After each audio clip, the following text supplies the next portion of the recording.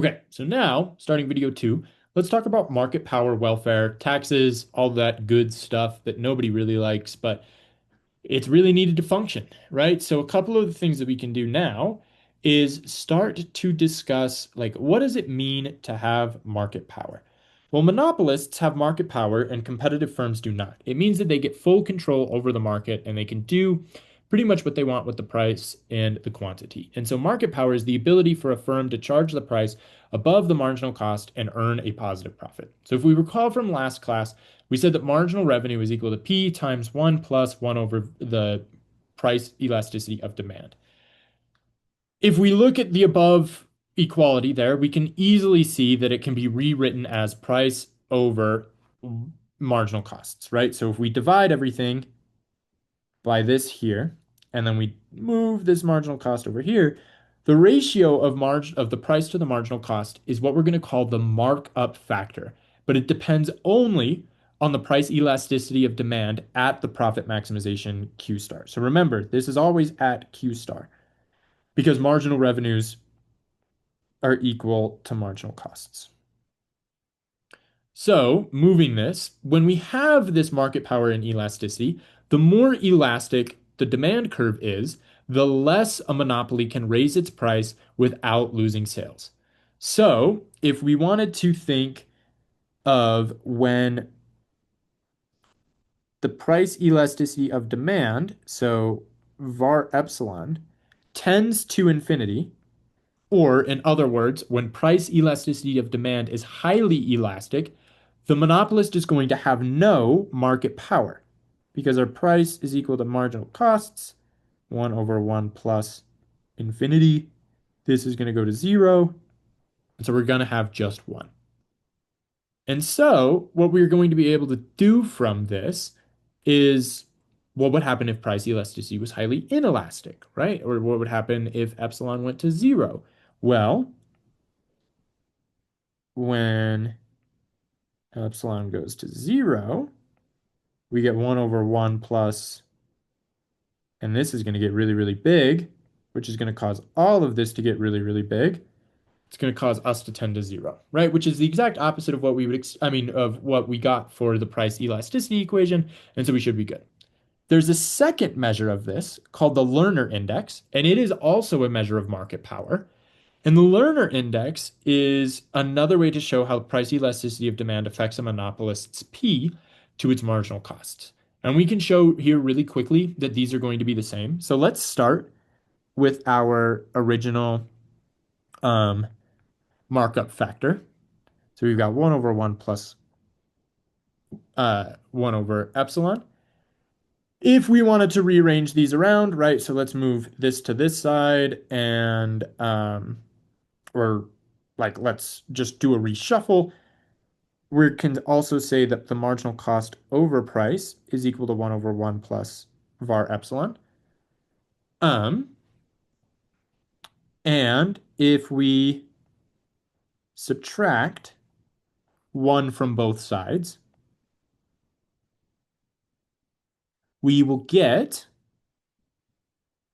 that the marginal cost minus the price over the price should equal 1 over epsilon. And if we multiply both sides by -1, we would get minus 1 over epsilon. And then we would get minus MC minus P over P, or minus MC plus P over P, which is the exact same thing. And so the Lerner index is just the exact same way. It's also a measure for market power. And so the Lerner index ranges from 0 to 1. And competitive firms, so if the Lerner index is closer to 0, firms are competitive. If the Lerner index is closer to 1, firms are monopolistic.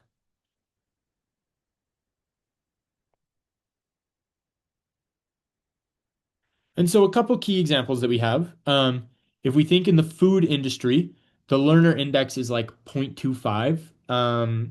In the petroleum industry, our learner index is zero point 0.6. And so another way to think about market power is how easy would it be for a firm to enter or exit the market, right? And so when we're thinking about opening up a new petroleum company, it's a lot harder than if we were just going to open up a new restaurant. So there's a couple other examples that we have. This is from The Economist in 2018. So America and Europe saw the biggest increases, but in many emerging markets, markups barely rose. This suggests that rich world firms may have been able to increase markups by outsourcing to cut costs. Another possibility is that corporate concentration may have increased because of the lax antitrust enforcement for growing heft of companies. Policymakers should take note. Greater market power for firms also means less bargaining power for workers and henceforth lower wages, all sorts of stuff like that. So, there's also a couple determinants of the price elasticity demand and therefore a monopolist's market power. So, the more elastic demand forces a monopolist to lower its price, right? So, imagine you had a plumber that was in the town. You could get it done for like fix your sink for whatever, but if he's the only guy in town, he can charge whatever he wants. The price elasticity of demand also depends on consumers' tastes and options. If the price gets too high, people can just walk away.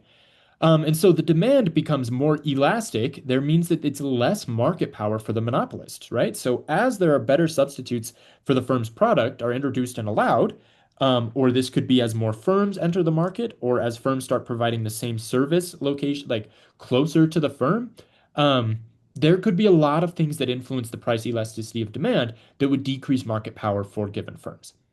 But there's also a lot of things that happen here when we look at welfare. So if we recall, perfect competition is going to also maximize welfare, which is our consumer surplus.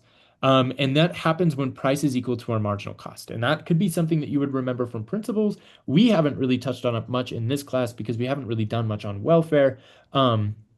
We actually skipped over welfare because consumer surplus and producer surplus are important, but I think that realistically, they're one of those things that we're going to teach you in this class that if you're never going to go into economics, you probably won't learn much. Consumer surplus is just the benefit, and we touch on it in principles as well, that the consumers would get and the producers would get following a change in tax or a change in monopolistic power. Could be something changing in the market.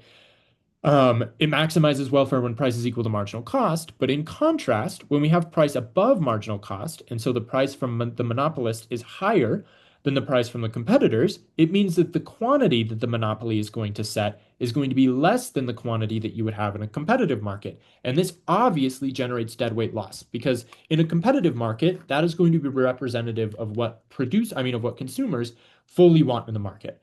And if the monopolist is going to attempt to shrink the market and generate a shortage in order to increase the price, or vice versa, increase the price to induce a shortage, you're going to generate a lot of deadweight loss. And this often happens when you establish a tax. When goods become more expensive than than what consumers would normally pay for in a competitive market, you induce deadweight loss and you induce resulting failures in producer and consumer surplus. And so there's a lot of effect on market power here. This would be a good graph to show. So in perfect competition, so when we are only looking at this marginal cost and this marginal revenue, um, we would see that our consumer surplus is A plus B plus C. Where is C? C would be this little thing right here. Boop, boop, boop, boop, boop. And so we're going to have everything, right? So if we were thinking this would be this triangle would be our consumer surplus in perfect competition. Our producer surplus, on the other hand, is just the other triangle that helps generate that there. In the monopoly instance, right, we are then going to see that our monopoly is only A, right? Because our price is set so high. And so alternatively, our producer surplus is only going to be this square, well, this trapezoid, rhombus, parallelogram, maybe.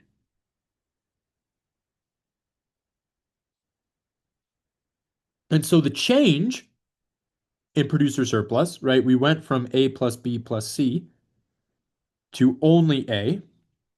We are losing this amount of consumer surplus. And in the producer surplus, you are gaining this back, right? You are gaining this box as positives. All right, so here, let me do this in red. Consumer surplus, you're losing this area. Producer surplus, you are gaining this area back, but you are losing this area as well. So ultimately, the welfare loss would be you would be losing C and E, not C over E, C plus E. The loss in welfare. And this C plus E, so coming back here again, this triangle that we lose is what we call deadweight loss.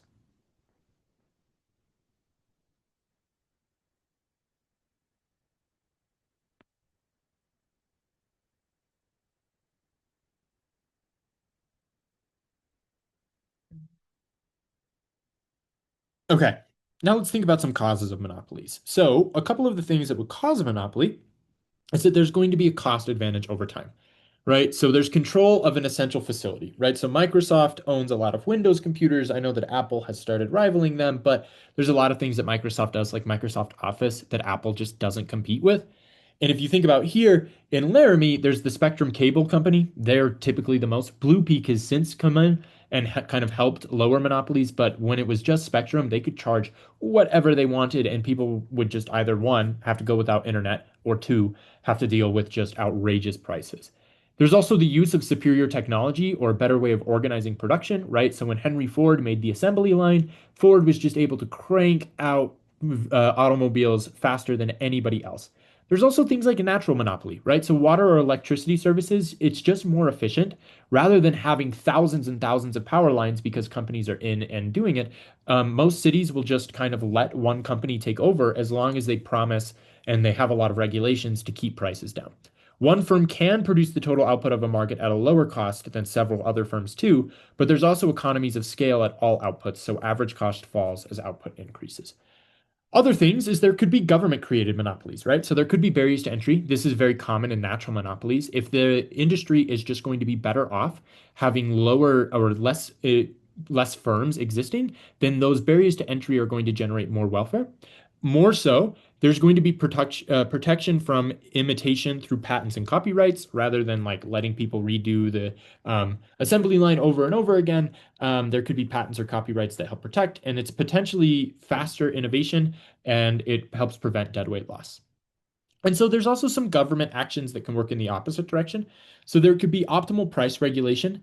You could impose a price ceiling that is equal to the competitive price that would eliminate deadweight loss. That's what happens in natural monopolies. You could have the non-optimal price regulation where the price ceiling is not set at the competitive level. It reduces but not eliminates the deadweight loss because, and this is a little bit more realistic because policymakers don't know the exact marginal cost in the industry. And so sometimes they just set it close. And then there's also increasing competition, right? So if we're moving away from the natural monopoly example, by allowing or encouraging market entry by other firms, ending import bans, anything like that, we can be able to increase competition and therefore reduce market power that would help generate us, I mean, help move us closer to the competitive equilibrium and eliminate deadweight loss in the long run. But yeah, that is monopolies. And I know that we didn't talk like at all about monopsonies, but again, those are a little niche and they're kind of cool. If we want to do a little something on them, we can, but I wouldn't worry about it too much. Yeah, you guys should be fine. Thanks. That should be chapter 11, and we will get into chapter 13 next time. Thanks.